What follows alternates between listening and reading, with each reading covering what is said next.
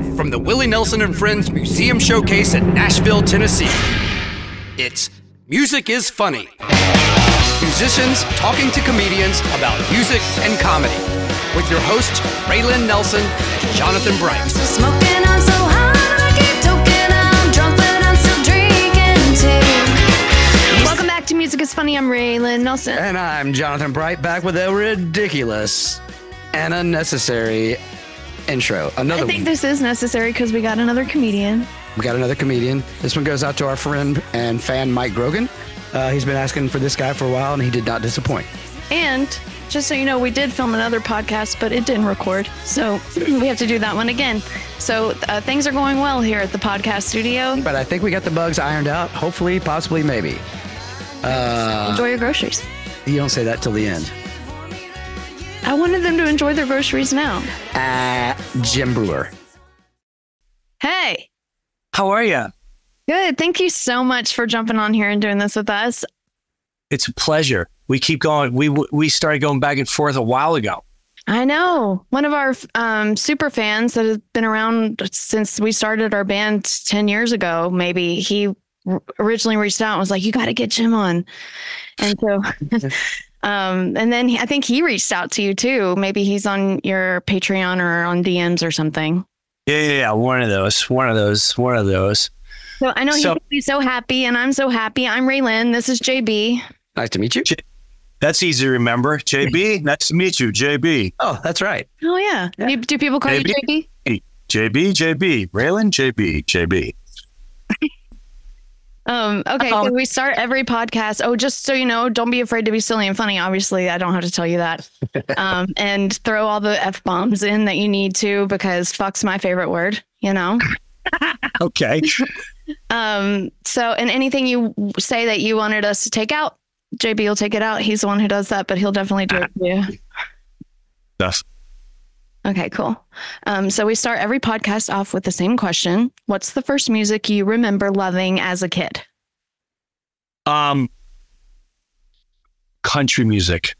And it was, I'll tell you exactly what it was. It was, take this job and shove. Dude, I ain't working it. That was, I was a little boy, and my mom would drop me off at my babysitter's house, which I guess is kind of like a nanny. So this older Italian woman, and I'd wait patiently the whole car ride for, take this job and shove. Dude, I ain't working, I ain't no mom. That. And I went and bought, it might have been my first record that I actually bought. That and Like a Rhinestone Cowboy. That. So I forgot that I was into country as a little kid. And then by Charlie Pride, old Elvis, Waylon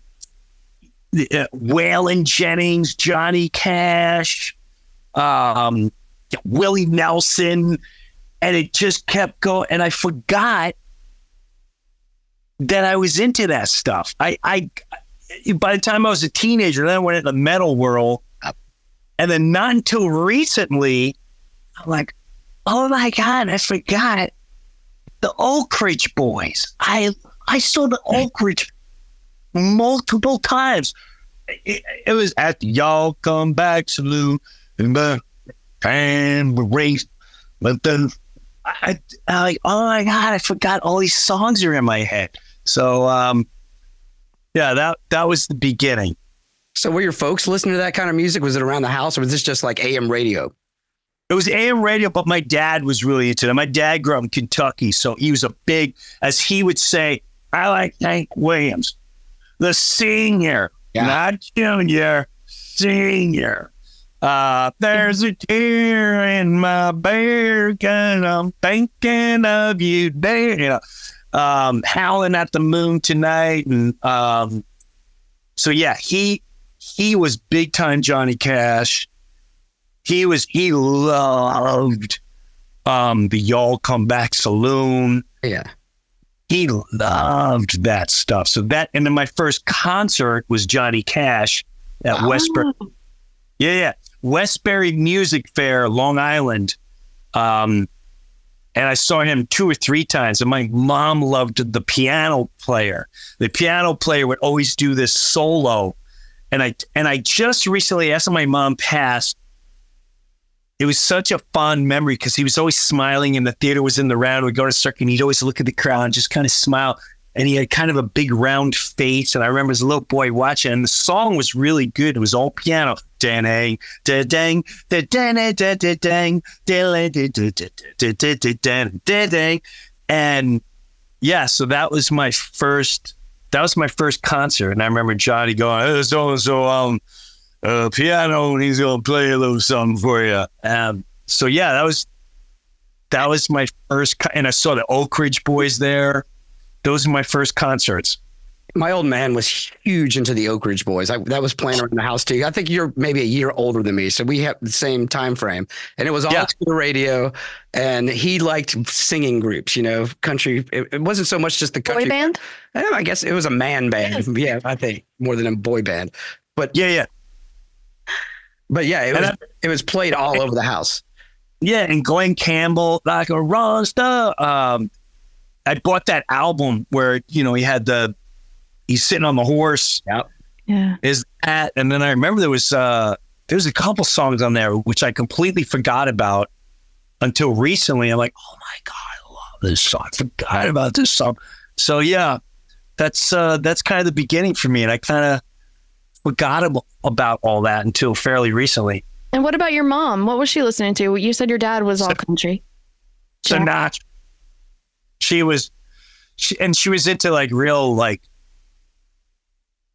yeah, mostly she loved Sinatra. That was her. And I think that was more because of her first husband who got killed in World War II. So there was a lot of memories or something connected. Yeah. And as I got older, I realized like, oh, this must remind her Strangers in the Night. Like that must have been her whole. She fell in love with him, and he died so young, and that was her young loves back then. So I listened to some of those songs and see the way she would sing them with passion, and I'm like, oh wow, that brings her to her first husband. Okay, that's a trip. So, saying we're roughly the same age and grew up around the same kind of music, what turned you into rock? Because I immediately. For me, it was Kiss. When I saw Kiss or heard Kiss when I was 9 or 10 years old, I was like, oh, okay, this is for me. I got into Kiss because it was a kid thing, and I got into I was made for love, baby. You want me. And then for some reason, I turned on them hard. I think everybody did. Talking about boy bands, it was kind of a boy band for young kids. By the time I guess early in the 70s, they were kind of rock. Yeah. But once the Lunchboxes came out, it was like, Yes. And so, but when I really, really tapped into rock was, it was like Living After Midnight by Judas Priest. Oh, wow. And I remember sitting in my room just hearing, boom, wow, living. And I didn't know what that meant. And then it was Foreigner. And what I discovered, if Foreigner, Jukebox Hero, what I discovered that I started being really attracted to was the chug. Yeah. I started then. I can't stop. I'm never gonna. And then I started, every time I would hear a chug, I'd be like, what is that? And that got this whole different, and then it was Judas Priest, You Got Another Thing Coming, and that became my national anthem of my whole life. And I went full blown. If metal had to go to war, I would have been their general. When first we take out new wave, then we bring disco, and then the world will be metal. Yeah. It's that age too, where your musical taste, at least for me, in like in middle school and high school, it was like you're joining a gang. You know, you can't like metal and like new wave. You just can't do it. You're not allowed to do that. No. And then MTV, you know, I remember the first time seeing, you know, then they were playing like Van Halen, Unchained. Oh man. And I'm like, who is this? Wow. Like, what is going on right now? And this guy's jumping, he's doing kicks. And then it was AC/DC. Like, whoa, these guys are wearing jeans and a hat. One is that I was so attracted to that hard rock stuff, and I just couldn't. But then I really gravitated towards the metal because the chug and the energy, but the lyrics, it made me think. Like I'm sitting there in school. You can teach me all American history you want, but I learned everything by Iron Maiden's "Run to the Hills." But how do you understand the lyrics? So this is a different. You're younger than we are. The metal back then, everybody could sing their ass off. They sang very high, and they could sing. There was no Cookie Monster vocals, none of that. Everybody sang. That's right. And understand them. I learned about. We were reading the book 1984. Oh, yeah. You know, about Big Brother taking out, like, and my English teacher would get so angry at me because I would always just draw Judas Priest. They're like, you know, you like this movie? It's about the future and how they're gonna watch. I said, I already know about it. Judas Priest, electric guy, up here in space. I'm looking down on you. My lasers trace everything you do.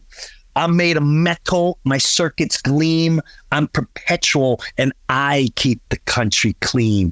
I'm electric eyes, the electric spy. Oh my! Are you kidding me? What does that even mean? Oh, they kind of. It's Big Brother. Yeah, it's what's going on.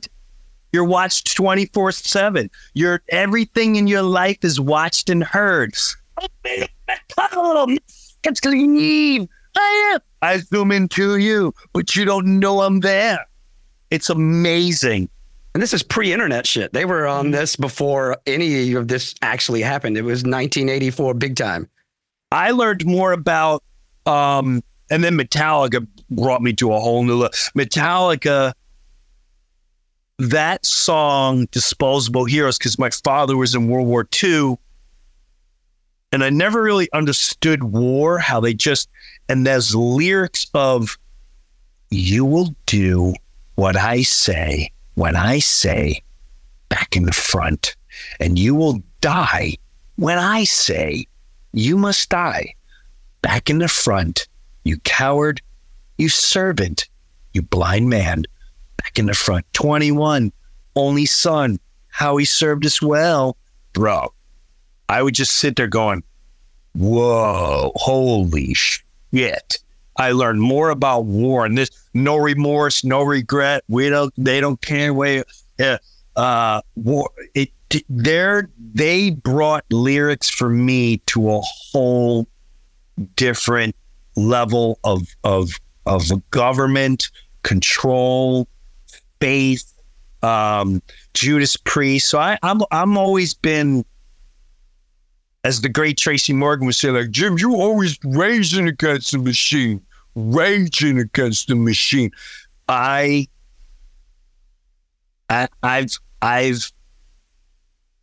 see things in a different way because of the music. They taught me everything. Yeah, it turns out Rage Against the Machine isn't raging as hard as they used to against the machine. You know what I mean? They're pathetic. It's very sad. And you know what? I know exactly what happened. I won't say the bands, but there's plenty of them. Basically, that's money and control. So everyone started touring again, you had no choice. You had to get the zap. And why was that? Well, they basically had a monopoly on all the venues. And I won't name the mafia that owns all the venues and tickets all the venues. Don't say Live Nation. Don't say Live Nation. No, I would never say that. I would never mention Ticketmaster and Live Nation, all the venues they own, and then they threatened you, basically saying, well, if you don't do it, you don't get insured. And so, but what really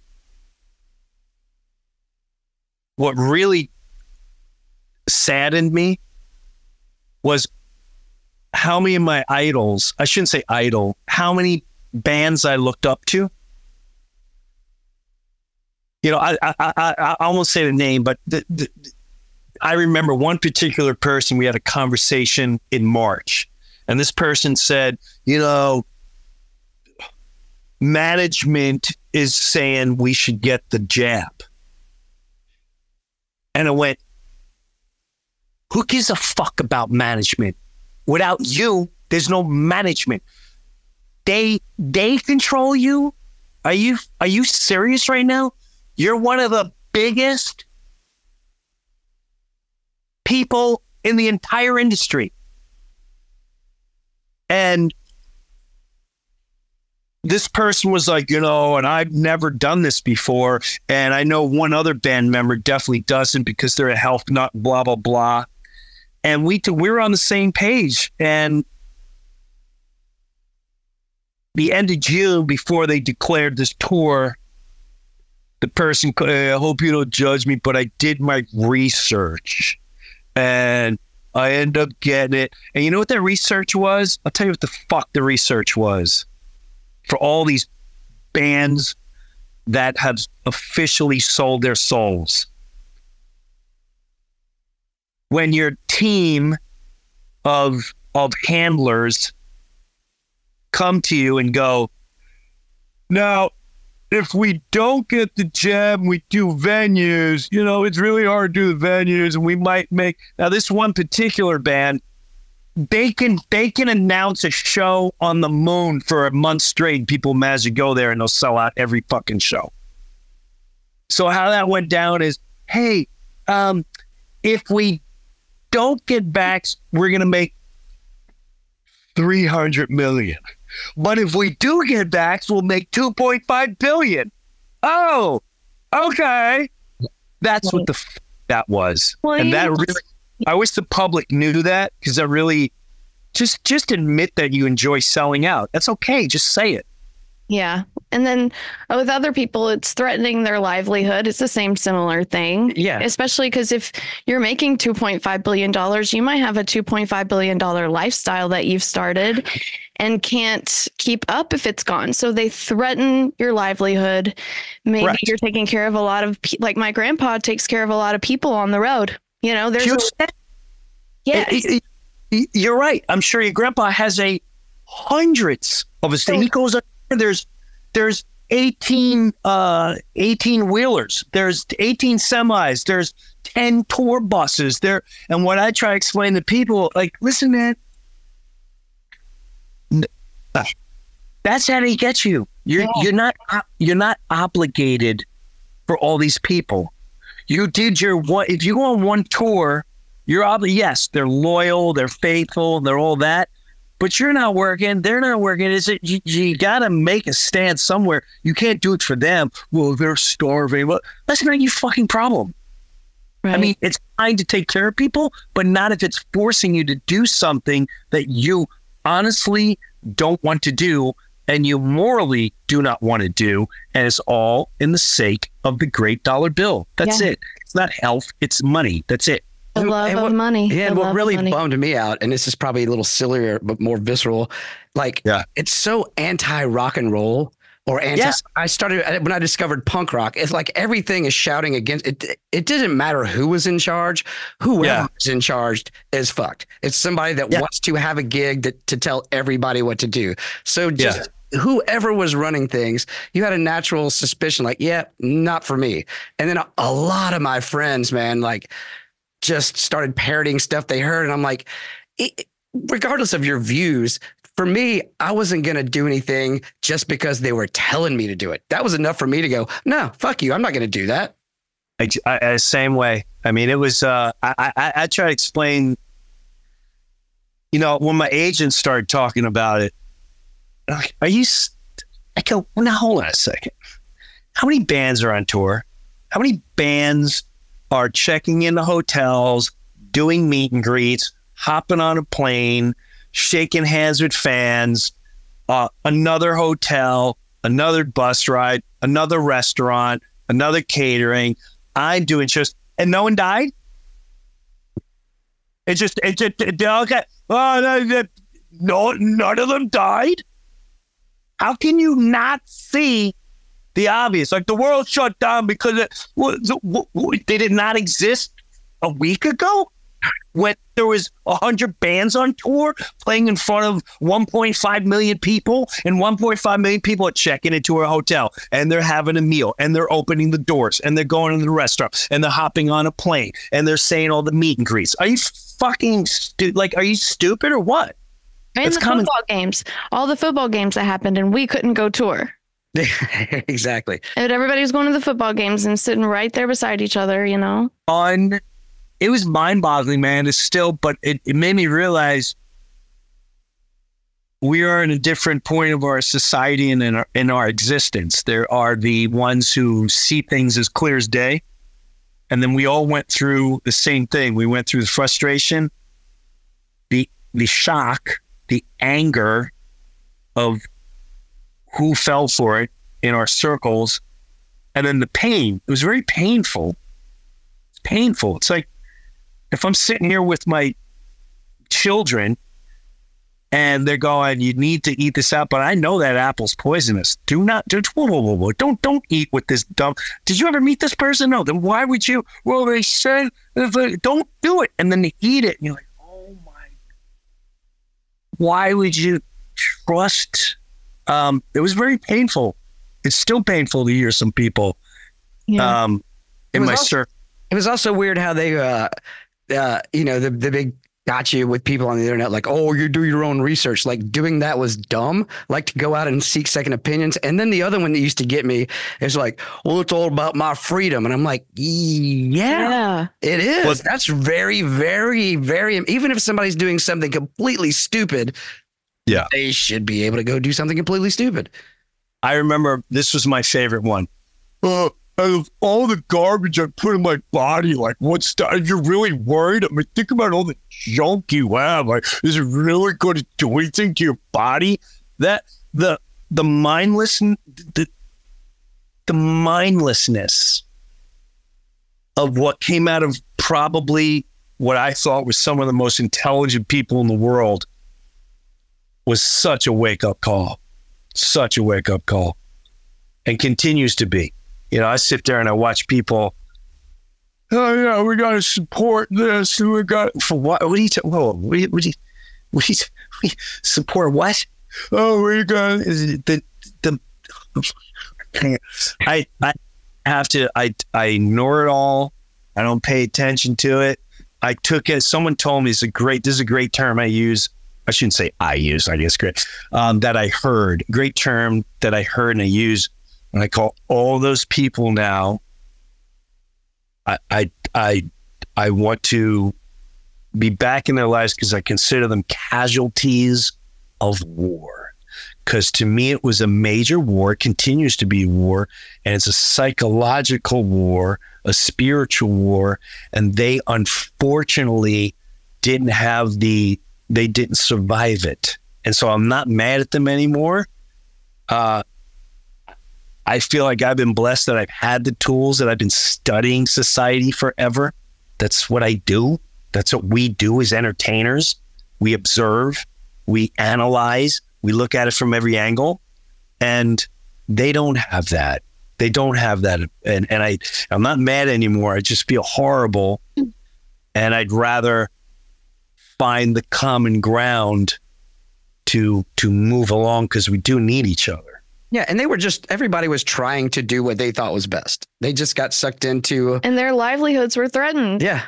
You know? Correct. My brother and sister were, their jobs were threatened and they got scared. And even though they disagreed, they did it because they were scared, and I was lucky that I didn't have to, Power of fear. Fear, yes. And then even Not to mention a fake vaccine card was very easy to do. If you had a printer, you could do that and get into anything. yeah, That's a whole other story. That is a good story. I didn't do that. allegedly. No, we never used that to get into play the gigs when stuff just opened. I've heard that's a thing. Who would do that? Yeah. That's criminal. Yeah. Well, we could do 3 hours on this. We'll get back to something. Yeah. Surely you played in a band at some point. You have drums in your room. I just saw drums. So, Well, this is not my room. This is a studio I go and use to do my podcast. So I just finished my podcast over there. oh, all right. And so I wanted to be in high school. I thought I was going to be a heavy metal lead singer, and I was going to open up as a stand-up comedian for myself as the band. So yes, I'm hands down a frustrated lead singer. Hands down. I will never deny that. I tried it a whole lot of times. Did you write songs? I did. I made an album. I made a rock album. And it was produced by this guy, Rob Caggiano, who he was in his band Volbeat, and he was in Anthrax. He's done more producing stuff, but he taught me a lot about the music industry, where, he'd be like, how much money are you getting backed with this? Like, what do you mean? Because you need like at least $1 million. No, it's gonna be awesome songs, and everyone's gonna love it, and then we're gonna tour. And he literally would laugh at me. He goes, "You really don't understand the industry, do you? It's like a product." I go, "What do you mean?" He goes, when you walk in the grocery store, do you think that Ivory soap is just popular and that's why they get to go in the front display?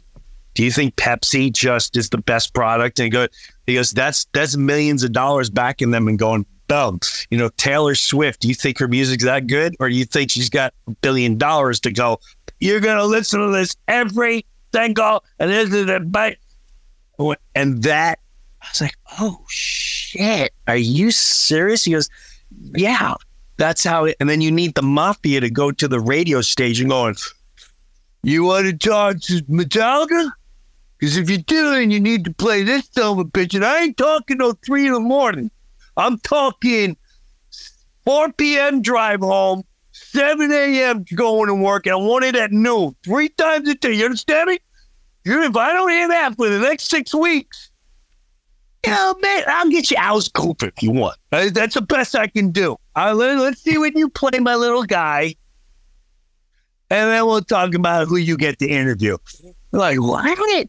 Yeah, some would argue that the music business was run much smoother when the mafia was actually running it until these fake mafia guys came along later, Probably. Because at least you knew where you stood. All right, pay this guy, and there you go. Bring them hookers and blow. And you'll get on. You're in. Yeah, we get it. Okay, we get it. Now I actually learned a lot about the music industry, to be dead honest with you, and how controlling it was through Johnny Cash movie. So in the Johnny Cash movie, when he wanted to play gospel, and he went, they're like, we ain't playing that. You come back and you do whatever. And then I discovered like him, Elvis, and all these guys, they just want to do gospel, but they wouldn't allow it. I'm like, what do you mean? And then I went and bought his TV series. Yeah. And the one show he went on, and he did an entire gospel show on live television, and they fought with him tooth and nail, like, you're not going to do this. You're not going to do this. And he did it. And it was like the highest rated program in history up until that moment. And it was a faith-based thing. And that really opened my eyes as far as who controls what gets out there and all that jazz too. Well, they ran your grandpa out of Nashville, basically like, we like your songs, we hate your voice. And then he went to LA and with a couple of New York Jews made one of the most classic country records of all time. Redheaded Stranger. And then a record on this. And then went to Texas and then got everyone to go out there. Yeah. That's why Austin's as cool as it is today. What is? Austin. That's what I thought you said. Yeah, it is pretty. I like Austin. I was just there. Also, I wanted to tell you, since you brought up Johnny Cash, sorry, Jabe, and then we'll get back on. We actually went out there to his cabin in Hendersonville, Tennessee, and we wrote with John Carter Cash, his son. And it's super cool out there. I mean, you just feel Johnny all over that cabin. That's pretty. Yeah, he's got a studio, and that's where he did all those stuff with Rick Rubin. They cut it out there, so it definitely has a vibe to it for sure. That must be intense. It must be cool. Flex. It's a little flex. Yeah, there. just had to throw that in. Had to throw it in that we did. No, I like that. I like that a lot. I think that's cool. So who's the first comedian that you got into? Steve Martin. Me too. Same age. Like, I can see. I didn't even get half his jokes, but I listened to that record over and over and over again. Listened to Let's Get Small, where you had the balloon and the nose. I'm a rambling man. Well, I'm a rambling. Right in. You're in 5th, 6th grade. Going, what is this? I'm so mad at my mother. For $10 for some. I said, hey, I work for a living. I remember on that album too, he did. It was so silly and it appealed to a 5th grader. He goes, my grandmother taught me Native American culture, and she would often sing some great things. And he goes, and I'm kind of into American folk, so I kind of mixed the two. This for my grandmother, who was part Native and part American folk. So here we go. And he'd start playing the guitar like bling, bling, and then he'd go, and he'd do it an absurd amount of time, and then he'd stop and go, whoa, whoa, whoa. Yeah, little girl. Thank you, that's sweet girl. Dude, I took Wild and Crazy Guy in 5th grade. You were allowed to bring records in to play for the class, and I took it in, and I forget, but all of a sudden I wasn't really paying attention. The teacher wasn't paying attention, and out of nowhere, Grandpa bought a rubber. And she's scrambling to the turntable to turn it off. I didn't even know what a rubber was at that point. Me either. What's the big deal? I thought it was like a ducky. So every time he'd go, Grandma bought a rubber, and he would just go on to the next thing. And I didn't know. I was like, that's the dumbest. But I would, as a kid, go, Grandma bought a rubber. And once in a while, I hear someone on the street go, just sitting on the porch going, hey, watch it. Hey. I could hear my parents giggling in the other room. They would hear it going on. They're kind of cracking up at that stuff and just laughing. Yeah. I had no idea. Did he talk about S&M? We go, great, Spaniards and Mexicans. Someone came up to me and they said, hey, into S&M? And I went, yeah. And they come to a party and went, great, I love Spaniards and Mexicans. And I'm like, what? That's funny, but I don't know what the hell he was talking about. He played a legendary gig here in Nashville sometime in the 70s before he got huge. And there's this rock club called the Exit Inn, and he did the show, and there was a crystal about 500 yards down the road, and at the end of the show he took the entire crowd out on foot and went through the crystal drive-through and bought them all crystals. It's like performance art even after the show was gone. Took them all. It's like a legendary story. It's not there anymore. It was torn down in the 80s. Yeah. And there was and then I got into Richard Pryor. He put me over the edge. Richard Pryor's first concert was just, I never saw a guy talk about his real personal raw life and be so honest and everything was a character. I could relate to him because I was I'm a storyteller, imitator. So I was the kid like, did you see what I'm doing? Coming down the street. Old man Billy. So so would see Richard Pryor talk about, oh my God, he brought it to a new level for me. And then it was Carlin, then Stan Kinison. Kinison, he was another huge revolution. That guy was, and Eddie Murphy. Eddie Murphy was my that was the guy who really pushed me into stand up. So were you always wanting to do stand-up? And what made you think, well, yeah, I can actually do this? Was there stand-ups around? Because I didn't even realize that was a job when I was a kid. I wanted to be a stand-up, and I started messing with it my senior year, like doing events where I'd get the laughs. And then I did stand-up comedy the end of my senior year, then took theater.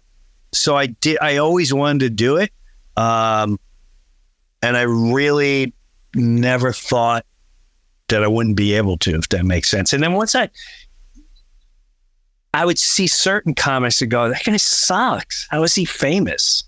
I'm better than that guy. And then I would go to comedy clubs like, this guy sucks. Like, what? I can do better than that. I was really cocky and confident right out of the gate. Probably way too cocky. But yeah, I always wanted to do it. There was no other thing that I was going to do. And then what about up and coming bands or like when you go to listen to music now, are you still listening to metal? No, I listen to everything. I listen to like from, I'll go from native flute to a bluegrass song, to bluegrass day, to reggae. My there is no range anymore. There really, and it's also my emotions. So I notice when I have coffee, I'm going to hard rock, probably because my heart's beating. And when I feel like aggressive or angry, I'll resort to some old metal stuff. But I'm kind of all over the place. I really am. I go from there's nothing I seek out. Yeah. So I'll hear something and go, oh wow, I really like that, and then I'll put on my Spotify which category will I put this into? Is this going to mellow? This is going to. I have my Johnny Cash station, which is all country. There's the bluegrass. There's the coffee shots. I got all these different categories. Yeah, it's funny because Pete, dudes our age, none of our parents were into heavy metal because it really wasn't invented when they were kids. So right. We all, if you're like me, I spurned all that Oak Ridge Boys and Hank Williams shit for years. Like, fuck those guys. That's old people. Me too. But you hit a certain age, and I was probably 35, 40 when somebody gave me like a collection of Hank Sr. songs, and I popped that in, and I was like, oh my God, this is the greatest songwriter I've ever heard in my life, and just went on like a 2-year just berating people with Hank Sr. songs. You know, it's like, wow, it sounded like punk rock because it was all raw, and the recordings were one mic basically stuck in a room. Still amazing shit. Yeah. Hey, good looking. What you got again? Yeah, still a great song. I thought that song was made up because the lady that I would stay at would always sing that. She'd sing that like, hey, good looking, while she like mopped the floor and stuff. And I thought she was just making it up. Like, what a cool thing to make it. When I get older, I'm like, that's a real song. Yeah. I learned a lot about Hank Williams with my dad, especially taking care of my dad. That Roy Orbison, Roy Acuff. Acuff, yeah. Roy Acuff. I didn't see nobody pray or something. Like one of those. And I was the same as you, JB, where it all went in the back burner, and then all of a sudden, like, oh my God, I'm rediscovering all this again. So awesome. You're a different person now, so it's so yes. Yeah. You don't have to have that heavy metal pose because you couldn't be listening to Hank Sr. back in those days. No. Yeah. In the weirdo club. Yeah. I liked metal and I liked punk rock. I wasn't even allowed to like those two things at the same time. I had to keep away from the metal guys and the metal away from the punk guys. Don't give me no dead Kennedy nonsense. Get away from me. You're weird. Yeah. So do you seek out new music, new bands, or do you just stick with the I get it. I only hear if somebody tells me about it. Yeah, you got to have a good friend up on that. If someone sends it to me, hey, you might like this, or sometimes I'll hear it on, believe it or not, like a TikTok. Yeah. Like, ooh, what's in the background of this? And I go right to the music. I'm like, oh, what is this band? Yeah. And then that's how I discovered, because I don't listen to radio anymore. I don't watch television. I don't watch the news. I don't watch films. I don't keep any screens on in my house anywhere. TikTok. But I am TikTok. I'm bad TikTok. A lot of TikTok. I'm going to follow you on TikTok if I'm not already. That's great. Okay, one more question. Wait, I got a question. Have you ever opened for rock bands? I toured with Metallica. So I guess the crowd already knew you because I've seen some really bad experiences with comedians. I saw a comedian open for AC/DC here way back in the day. That poor bastard. He didn't stand a chance. Well, as soon as he walked out, boo, fuck you, get out. He didn't stand a chance. Here's the thing. Oh, shoot, says low battery. So check this out. I know everything about Metallica. They asked me to tour. I did 36 cities with them.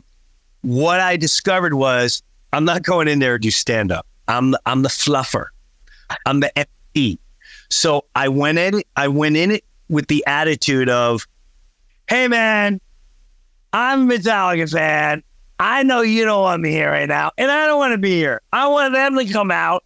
So, and I just want to, I saw him 1986, open for Ozzy, and you'd have a crowd like, oh, shit, you better be real. And then I'd go into that story, and then I realized, and then I'd get him by going, where's the oldest metal? Find me the oldest metal guy in here. It's got to be someone that knows War Pigs. And I'd have sections like, and then that allowed me to start telling stories, then do it. So I had to get them right away. I knew my ego's been gone a long time. I knew I'm like, I'm not going to go up there and do stand-up and kill it. You can't do that in front of a band. They don't know you. They don't want you there. They're waiting for the main attraction. So you have to come to their level and woo them over somehow.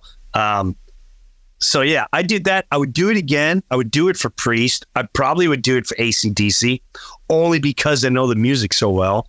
You could have filled in for Brian when he was sick. I've heard you're Brian Johnson. You could have taken Axl's gig. Oh God.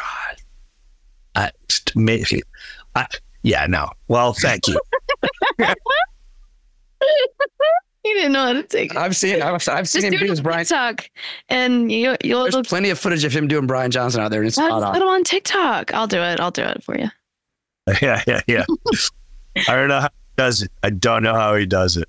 Okay. What was the other question? My freaking phone's dying. I know. Just Papa Willie story. Are there any Papa Willie stories you have? Like, when you think of Willie Nelson, what do you think of? Yes. Good or bad? Are you ready? Me filming Half Baked. Your grandfather is right next to me getting makeup on. And he looks at me, and I'm looking at him like, fucking Willie Nelson right here. Like, this is so cool. And he's like, he knew me. He's like, Jim, I really love this script. Jim, he said it like 3 times. He went, I really love this script. And and then watching him film his scene with Chapelle, I forget the music, forget all the legend, forget his legendary status as a musician icon. Sits next to me, getting his makeup on as we're about to film Half Baked, and he's going, I love this script, Jim Breuer. I love this script. I love this script. He kept saying that. And then, I mean, to me, that's when I think Willie Nelson, every song that comes on with him and Waylon, all I see is his little face and teeth looking at him going, I love this script. Hey, man, that's high praise because he's a funny motherfucker himself. Oh, I could tell right then and there. Like, he's a funny fucker, boy. I wish we had the opportunity to hang out for a little bit. Anyone who sits at the White House and gets high on there, I'm hanging with. There you go. Yeah. Hey, man, thanks for doing this with us. We appreciate it. Thanks for having me. I hope to be back one day. Some tells you we can hang for a long time. Yeah, because we haven't even scratched the surface. So when we get back, we should do this again for sure. Yeah. I'm all in, man. I'd love to do it. Thanks for having me. Right on. Thanks, Jim. JB Raylan, later. Peace. Jim Breuer is my favorite comedian. Yeah, man, he's a good. We got to get him on more. We could do a whole episode on Half Baked and COVID. We had to cut that one down because that was getting lengthy. Yes, I feel like we're friends now. I think so. Maybe we'll hang out. Yeah, he won't see us because he didn't have any screens in his house. But TikTok, I can get him through. Get through TikTok. Anyway, enjoy your groceries. Don't be an asshole. I know your mama's name. Did we cheers yet? Enjoy your cigarettes.